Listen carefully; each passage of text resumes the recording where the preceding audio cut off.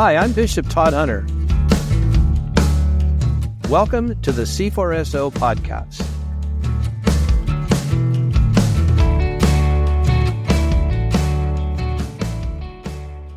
In these summer months, we're taking a break from releasing new episodes and rather digging for family favorites. Today's guest is Ruth Haley Barton. Ruth is the founder of the Transforming Center. After decades of working with churches on spiritual formation, Ruth began to see that a core need for everybody in the church is Sabbath. Sabbath simply means rest, cease, stop. Ruth sent me her book, Embracing Rhythms of Work and Rest, just weeks before I was to go on a sabbatical. And I can't tell you, it was one of those rare gifts from God to have dropped into my lap some of the most spiritually wise and practical thoughts I'd ever heard of not just taking a good Sabbath, but on cultivating a Sabbath life. Here's these wise words from Ruth Haley Barton. Hey, Ruth, it's great to see you today. Good to be with you across the airwaves. I know. Do you mind me? I'm going to have to probably embarrass you a little bit here when we get started. Oh. You're probably going to be like one of those people on the 10 o'clock news who says, well, I'm not really a hero. I just did what anybody would do. But here's my story. I want my C4SO colleagues to know this. So you or InterVarsity, I forget which, sent me the manuscript for Embracing Rhythms of Work and Rest last year sometime. And I was preparing to have a 5-month sabbatical, first long sabbatical I've ever had in my life. So, of course, I read the book and offered an endorsement, but I devoured the chapters on how to have a sabbatical. So Your book really guided so much of how I approach sabbatical. And so I've owed you this big thanks for sort of saving my life and haven't had a chance to tell you, but I want to tell you now, thank you. Oh, you're so welcome. That's really, really encouraging. So now I want to hear all about your sabbatical. Yeah. So we'll have to do that offline. Okay. All right. So Ruth, people who think about spiritual formation, Christian spirituality, that sort of stuff, they of course know you. You're one of the leading thinkers and practitioners in our tribe. But you didn't just emerge suddenly out of nowhere. You have a story. So could you just please tell our listeners a bit about how did formation and, Christian spirituality and the way that you think about it come to be a thing in your life? Yeah. Well, that's hearkening way, way back, as we know now. But, when people ask me, how did you, get here in terms of the emphasis in your life and things like that, the answer is always, well, because I needed it. Because I needed it so badly, because I realized that I had been a pastor's kid. I'd been in churches all my life. I'd been doing all the things, listening to sermons, being in small groups, reading Christian self-help books. I mean, I'd done it all and I wasn't changing. Yeah. So the reason I'm here is because I needed it and I continue to need it. And I am just blessed every day to be working in this arena because I get to come home and come back to what I know is most important. And I can't get too far from it because my teachings and the things that I do won't allow it. And so I needed it then, 30 years ago. I still need this call to spiritual transformation. I still have a deep desire to change. I still have a deep desire for sane rhythms of work and rest, a deep desire for the spiritual practices that keep me open to God's transforming work in my own life. Yeah. There's just nothing else that is as important to me as those things are. And so I feel very blessed to be working in the arena that actually meets my own need. Yeah. Man, I can just completely amen. My story is that in the early 90s, I was just like you. I was having a very deep felt need. In my case, it was not a crisis of faith in terms of like, do I believe in God or not? It was more of a crisis of faith around issues of just trouble with church that so many people have today. Yeah. And there was no spiritual formation movement as we know it in the early 90s.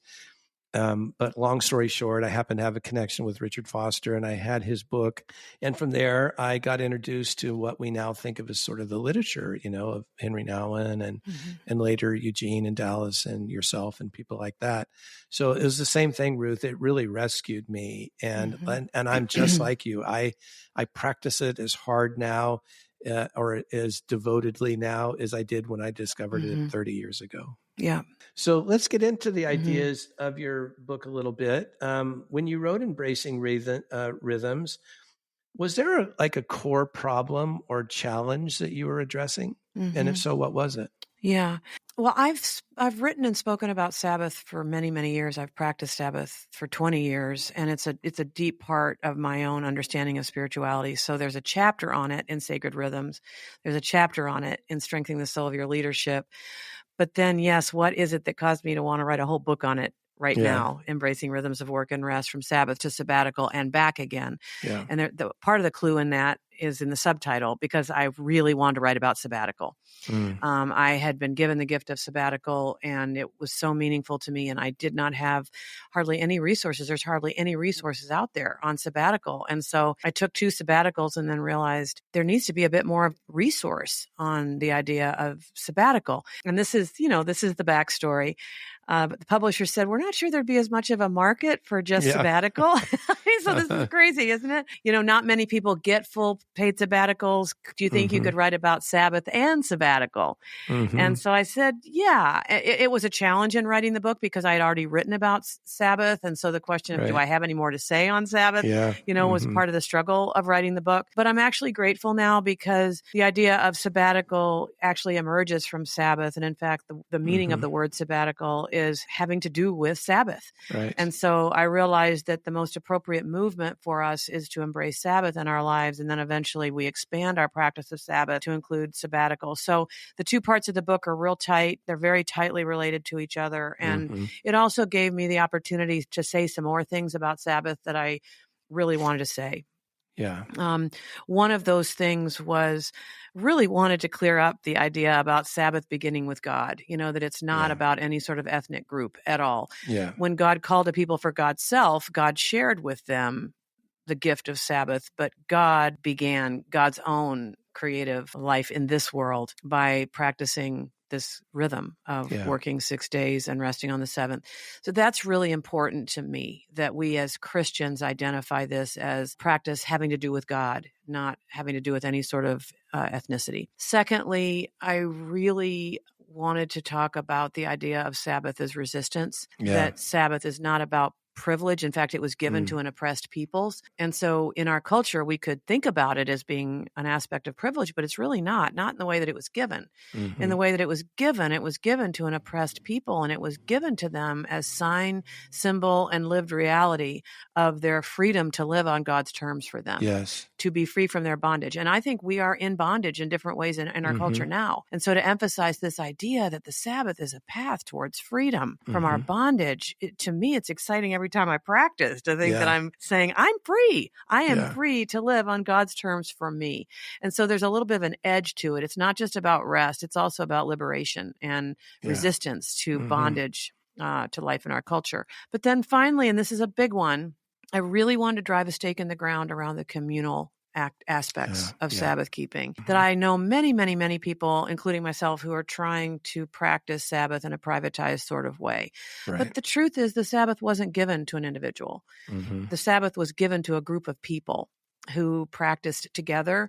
And I think that's one of the reasons why it worked for them, was because they practiced in community. And so in this book, I have offered up some language that I haven't used anywhere else yet. And that is the idea of a Sabbath community and the call to leaders to lead Sabbath communities. So those are the things that began to come out as I took this invitation from the publisher to write about Sabbath as well as sabbatical.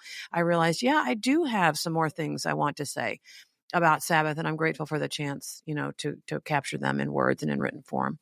Yeah, we're so glad you did. So I heard a phrase there, Sabbath is resistance.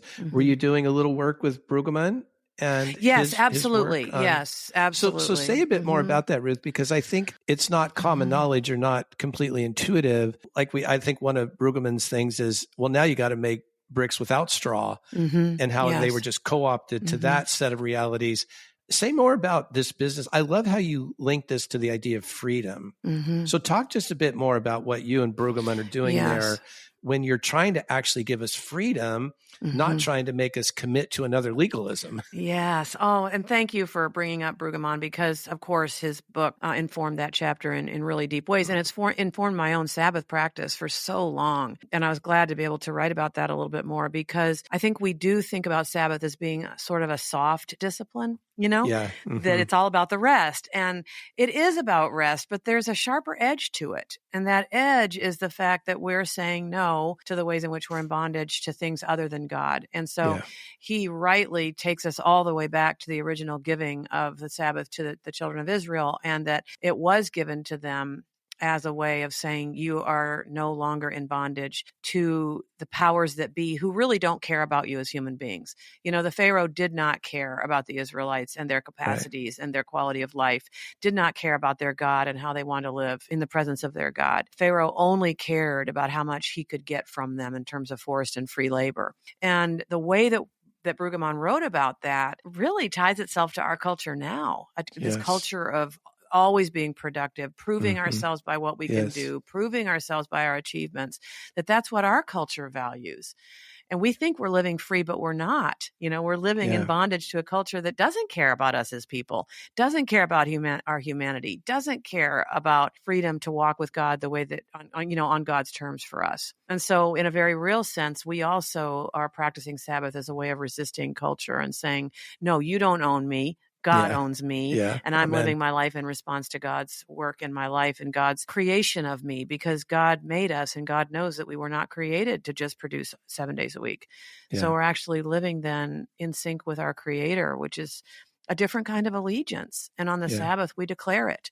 On the Sabbath, we declare our allegiance to the one who made us versus our allegiance to a culture that only cares about productivity. It's deeply, deeply inspiring to think that the Sabbath is a path towards a kind of freedom that many of us don't even consider. In my own experience, and from working with Christian leaders for many decades now, is that we're not just co-opted by the powers, thinking of Paul, the principalities and powers around us that are economic and social and political, the kind of things you've named, but we're also co-opted by how our own disordered desires and our own brokenness easily attach to those things and have a hard time detaching from them and ever coming to see Sabbath as freedom. So would you say that the practice of Sabbath and sabbatical, there is a process that one has to go through before one begins to experience it as true freedom and not just like another religious thing to do? I think so. And, it could also be depending on your background as it has to do with Sabbath, because I write honestly in my book about the fact that I was raised in a pastor's home and we did practice Sabbath, but we practiced it in a very legalistic way. And so part of my process was to give it up completely, which I did when I left my family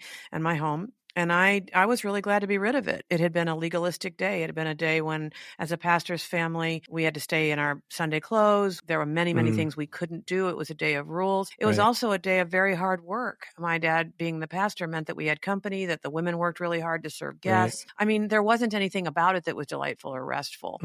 So I did kick it to the curb, for 20 years. But then in my early 40s, when I had been, working 7 days a week in God's service, because I've been in ministry ever since I, left college, then I realized that my lifestyle was wearing me out and wearing me down. And then finally, I began to see Sabbath as actually a gift from God, and really found the Sabbath by God's grace. God gave it back to me in a way that was quite redeemed. And I began to experience it as the great gift that it is. And so now I feel nothing but delight about Sabbath. And in fact, one of the things that I say to people is that the Sabbath is the practice that makes me fall in love with God again, week in and week out. Every single week, I fall in love again with a God who would think to give us, his children, such a good and perfect gift. Well, you always have such a wonderful voice and tone in all of your books, but that especially comes through in this book. So well done. And I say that for potential readers, that when you read this, it's quite invitational. It's quite honest. It's not teachy or preachy in the negative sense of the terms. And so well done, Ruth. That invitational thing that you went through yourself really comes through in the book. So thank you. Thank you. So I don't know where I learned this, Ruth, but sitting here thinking it might be from our mutual friend, Cindy Bunch at InterVarsity Press. But somewhere along the line in my writing, I've been told, obviously we're always told when we're writing books to have a very specific audience in mind. And so somebody gave me the little tactic of actually put a picture up or a little collage of pictures. So I've done that sometimes when I've been writing books. I put it on the wall and in front of me. So just using that as an idea, who were you writing to here? Who did you really have in mind? Yeah. And what were you hoping, not only just to say to them, but what were you hoping the book would do for them? Yeah, that is a really lovely question. And I think whenever you're writing on a book that others have written beautiful books about, you have to find your audience and you have to find your voice. Like, how am I going to write about this? Yeah. Because it's not like there aren't other gorgeous books about Sabbath. I mean, there's Wayne Mueller and there's Rabbi Heschel and wow, there's just gorgeous books about Sabbath. So you do have to find your way with your own work. So I really appreciate the question. And yes, I really was writing to leaders in two different ways, pastors and leaders of communities, even leaders of Christian ministry organization, which is my thing now. I mean, I've been in a leadership role with the Transforming Center for 20 years. And so I'm writing from a not-for-profit ministry standpoint as well. I was writing directly to leaders in two ways. One is about their own personal practice and how absolutely necessary the Sabbath practice is for people who are in leadership, but also acknowledging the unique challenges for people in leadership, for pastors in particular, for whom Sunday is the busiest day of their week and the biggest work day of their week.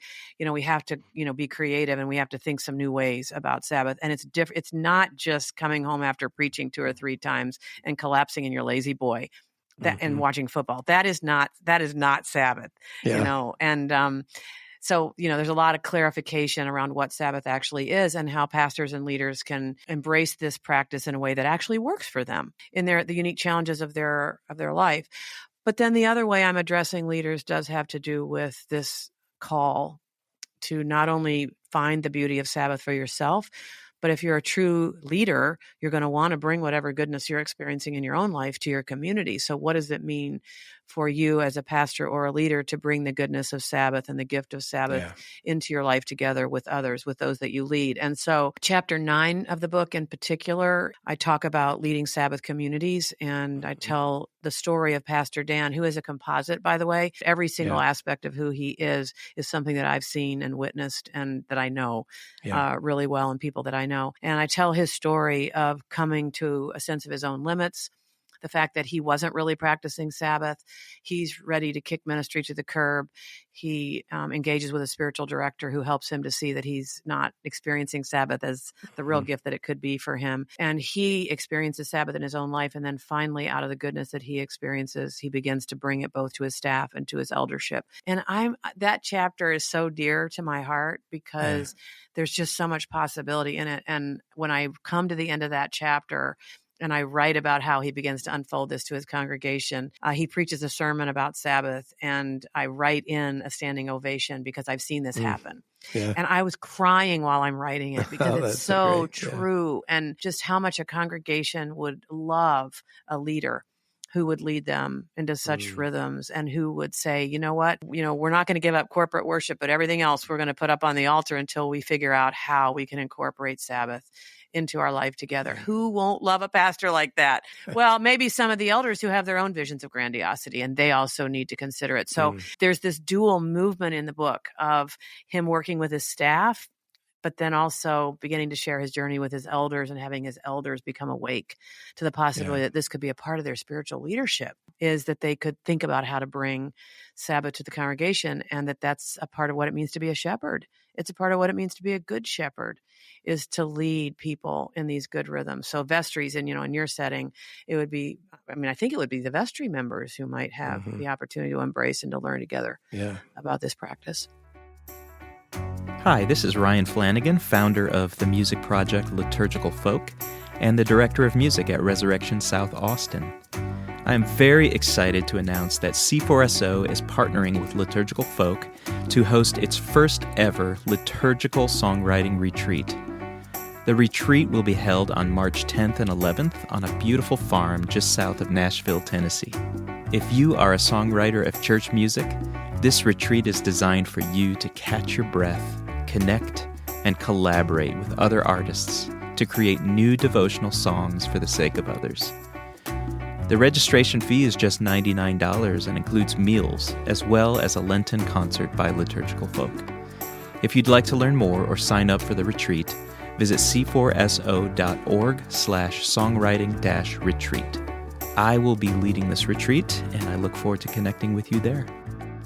Well, if we take serious the work that you and Brueggemann were doing on Sabbath as resistance and Sabbath as a kind of deliverance, well, yes, if a group of people were being delivered from a genuine bondage, yes, they would cheer. And that's right. Be grateful and be rejoicing in that. So I guess I think I remember as you were talking, Ruth, I was in college studying business in the early 70s. And I remember sitting in a business class when, we were still doing computer programming on cards at that time. But I remember this one professor saying, we really don't know what humanity is going to do once computers take over, because we feel like it's going to reduce the need for human work by about 70%. That's the kind of thing that was being talked about in the early 70s. Now, of course, the 4-day work week was being talked about then. That computers were going to make it possible for us to have a 4-day work week. And so now we all know that this connectivity is both beautiful and becoming a kind of a bondage itself, because you can now work 24/7 if you want. You can be connected to activity 24/7 if you want. And so again, taking that reality serious feels like such a big gift that you're giving us. So when you came to writing this book, as I've said, any of us who read the literature know that you have this lovely voice and lovely contribution to the literature of formation and Christian spirituality. But when you wrote this book, was there an angle that you were particularly conscious of? Was it that angle of resistance and gift and freedom, or again, what was the angle and the hoped for outcome from using that angle? I'm going to layer one more layer onto this. There was this also idea of delight. I really wanted to elevate this idea of delight and talk about delight, because I don't feel like we talk about that word very much, or as Christians, we even think that we're supposed to have that much delight, in our lives. Yeah, it was definitely the gift angle. Like, I wanted people to feel what I feel about the gift that Sabbath is, and to experience the delight that I experience in my Sabbath practice. And then also the necessity. I think there's a little bite there that I actually said that in the beginning of the book, as I open up the book, that I don't think I'd be alive today if it wasn't for the gift of Sabbath. I hope that people get the sense of urgency that I feel through that sentence. I do not think Sabbath is optional.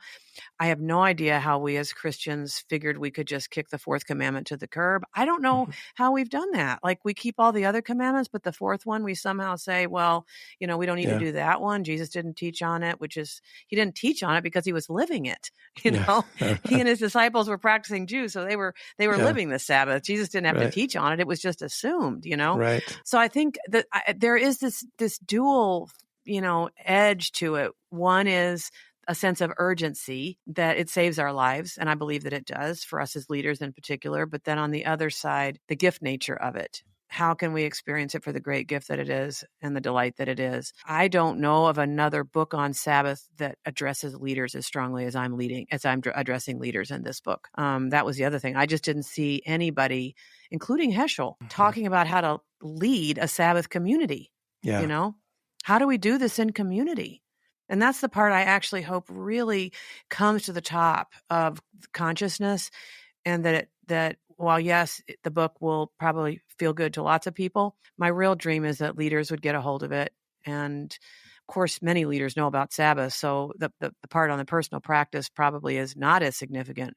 I believe that what is more significant is the focus on leadership and how this is a part of our leadership to lead communities in this way. And then finally, as you mentioned early in our conversation, that sabbatical is part of what it means to be a Sabbath community. And so how can groups of leaders, elders, vestries, sessions, how can they begin to embrace this, write it into terms of call? How can we begin to see this as part of being a Sabbath community, is that we give our leaders sabbaticals and then some guidance, because I found so little guidance on sabbatical when I took my own. Yeah, I'm really glad you brought that up, because that was one of the questions I wanted to ask. That it feels to me, after you're reading your book and just, again, reflecting on 40-some years of ministry, that Sabbath and sabbatical has to become like a part and parcel of an overarching culture that's committed to spiritual health, spiritual wellness, and not just health and wellness in that cheesy sort of modern way, but whatever the goodness, the shalom that God had in mind that is mediated to us through Sabbath and sabbatical, that has to arise out of it feels like to me, a deeper and prior commitment to spiritual practices and to spiritual formation. So just putting a little finer point on what you just asked, if somebody reads your book and gets it, but they're really starting from ground zero, how would you suggest that they work with a vestry board, a parish council, employment agreements and stuff, that this become a regular rhythm in a community? Yeah. Well, some denominations do better than others already in this. So like the Presbyterians, there is sabbatical policy that's there in that denomination. So the support is already there.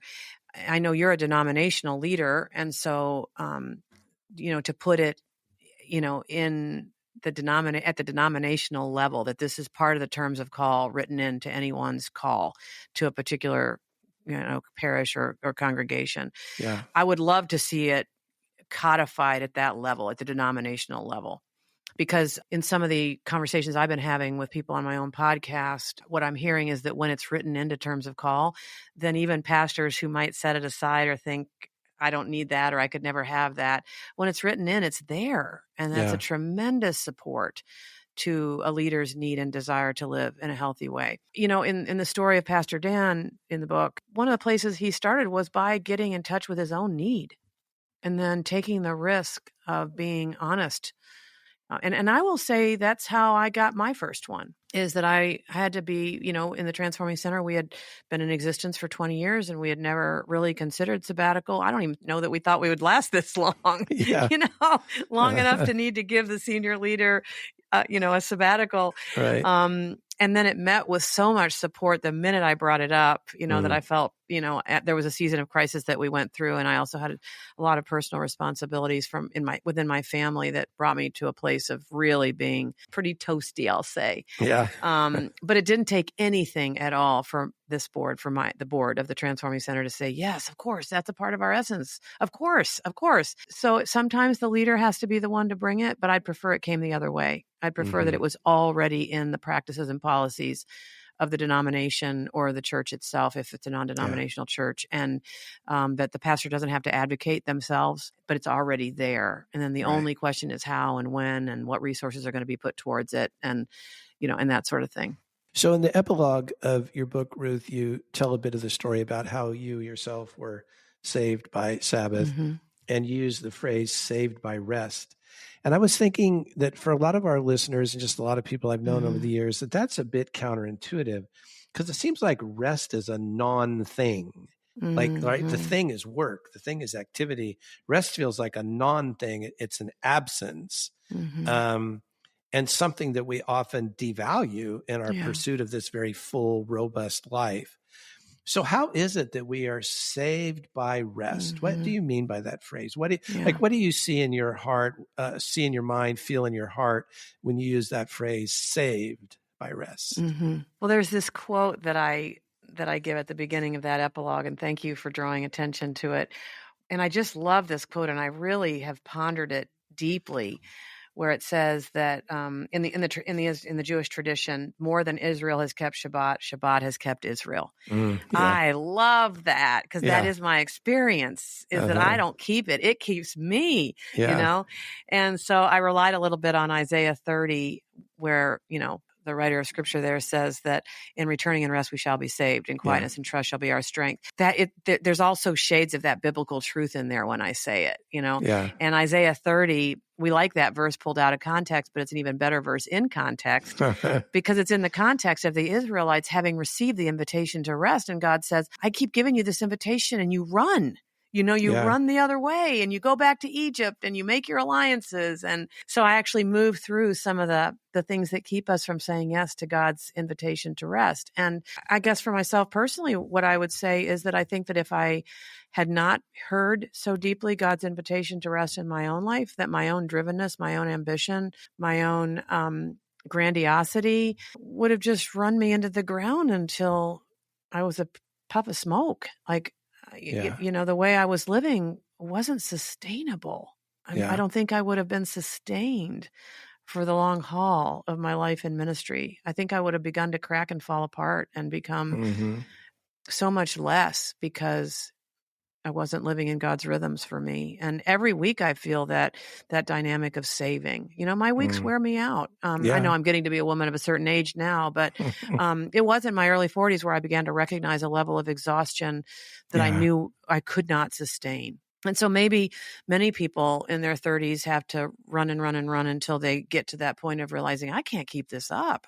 I don't want to live this way. There's nothing about this that is good for me. Of course, I would have the dream, and I'm around some younger people who see the goodness without having to hit the wall. I sort of had to hit the wall a little bit in order for God to show me how important Sabbath was. But now week in and week out, I have this experience of Sabbath saving me and keeping me from wearing myself out and wearing myself down through my attempts to keep doing and doing and doing. Mm-hmm.